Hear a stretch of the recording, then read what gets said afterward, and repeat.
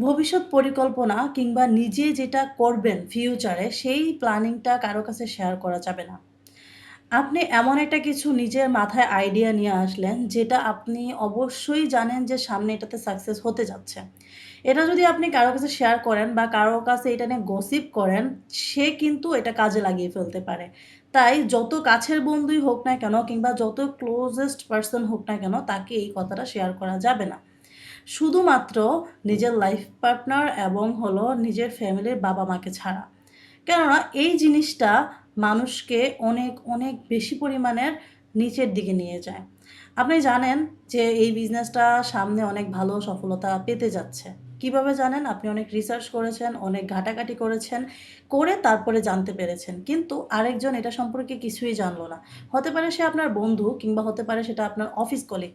তাকে আপনি এটা জাস্ট আইডিয়াটা দিলেন যে আমি যদি এরকম একটা বিজনেস শুরু করি তাহলে কেমন হয়? সে এটা বুঝতে পারল যে এই জিনিসটা আদৌ ভালো। আপনাকে সে বলবে যে, "না, এটা আসলে ভালো না" বা ওরকম কিছু। কিন্তু ২ মাস ১ মাস পরে দেখলেন সে নিজেই এই বিজনেসটা শুরু করে দিয়েছে।